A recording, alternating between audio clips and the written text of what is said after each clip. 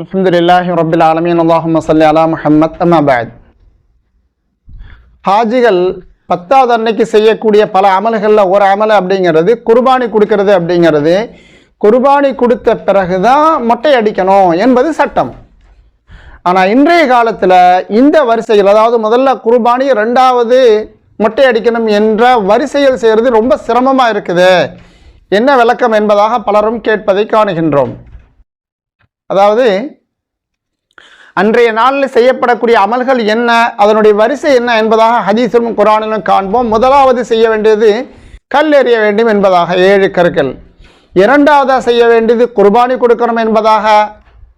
குர்பானிங்கிறது யார் தமத்து கிரானில் இருக்காங்களோ இவங்களுக்கு தான் அது கடமை. இஃப்ராதில் உள்ளவங்களுக்கு குர்பானிங்கிறதே வராது.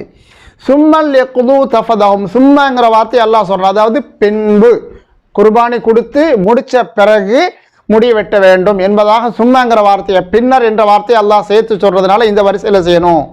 ஒல்லெத்தவஃபு பில் பைத்தில் அத்திக்கு, இதுக்கு பிறகு தவாஃப் செய்யணும், சை செய்யணும் என்பதாக வரிசைகள் 5 அமல். முதல்ல கல், குர்பானி, மொட்டை, தவாஃபு, சை என்பதாக இந்த வரிசையை தான் பார்க்குறோம் ஹதீஸில். நபி ஸல்லல்லாஹு அலைஹி வஸல்லம் அவர்கள் இந்த வரிசையில் தான் செய்தும் காட்டியிருக்கிறாங்க.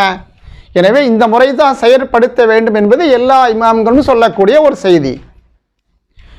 கேள்வி, இந்த வரிசையில் செயல்படுவது அப்படிங்கிறது அது வாஜிபா, கட்டாயம் இப்படி தான் செயல்படுத்தி ஆகணுமா என்று கேட்டால் இமாம் அபு ஹனீஃபா ரஹ்மத்துல்லாஹி சொல்லுவாங்க, ஆம், வாஜிபு தான், கட்டாயம் தான், இந்த வரிசையில் தான் செயல்படுத்தணும்.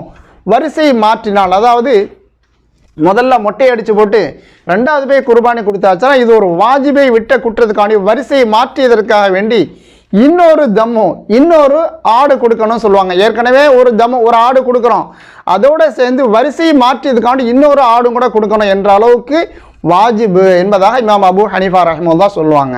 ஆனால் இவர்களை தவிர மற்ற இமாம்கள், பெரும்பான்மையான இமாம்கள், இமாம் ஷாஃபியா இருக்கட்டும், அது மாதிரி ஹனஃபி மதஹபில் உட்பட்ட இமாம் முஹம்மது, இமாம் அபு யூசுஃப் ரஹ்மத்துல்லாஹி, இவங்கெல்லாம் சொல்லுவாங்க இப்படி தான் செயல்படுத்தணும். ஆனால் இது சுன்னத்து, வாஜிபுங்கிற அளவுக்கெல்லாம் இது கிடையாது. இந்த வரிசையில் செய்யணும், வரிசையை மாற்றி விட்டால் அதற்காண்டி பரிகாரம் செய்யணுங்கிற அளவுக்கு கிடையாது என்பதாக சொல்லுவாங்க. இவங்களும் ஹதீஸத்தை ஆதாரமாக முன்வைக்கிறாங்க. புகாரி உட்பட எல்லா கிதாபிலும் இடம்பெறக்கூடிய ஒரு ஹதீஸு. நபி ஸல்லல்லாஹு அலைஹி வஸல்லம் அவர்களிடத்தில் பல கேள்விகள் முன்வைக்கப்பட்டது. அதில் இதையும் ஒரு கேள்வியாக வைக்கப்பட்டது. நம்ம எதை கேள்வியாக கேட்குறோமோ இதையும் நபியினுடைய முன்பில் ஒரு கேள்வியாக போயிருச்சு. நபி ஸல்லல்லாஹு அலைஹி வஸல்லம் அவர்களே இதற்கு பதிலும் கொடுத்து முடிச்சிட்டாங்க. ஒரு சஹாபி வந்து கேட்டாங்க, ஹலக்து கபில அன்ஹர, நான் குர்பானி கொடுக்கறதுக்கு முன்னாடியே வந்து மொட்டை அடிச்சு போட்டேனே அப்படின்னு கேட்பாங்க. நபி ஸல்லல்லாஹு அலைஹி வஸல்லம் சொல்லுவாங்க, இஃப் அல் வலா ஹரஜ், பரவாயில்ல நீ இப்போ குர்பானி கொடு என்பதாக நபி ஸல்லல்லாஹு அலைஹி வஸல்லம் சொல்லக்கூடிய காட்சியை பார்ப்பாங்க. பரவாயில்லைங்கிற வார்த்தையை, ஒலா ஹரஜுங்கிற வார்த்தையை சொல்கிறாங்க. எனவே இது வாஜிபு கிடையாது, நிர்பந்தம் அல்ல, பேணப்பட வேண்டிய ஒரு சுன்னத்து தான். இந்த வரிசையை மாற்றினால் இதுக்கு பரிகாரம் செய்கிற அளவுக்குலாம் ஒன்றும் கிடையாது என்பதாக பெரும்பான்மையான இமாம்கள் சொல்கிறாங்க. எனவே நாமும் வரிசைப்படித்தான் செய்ய வேண்டும்.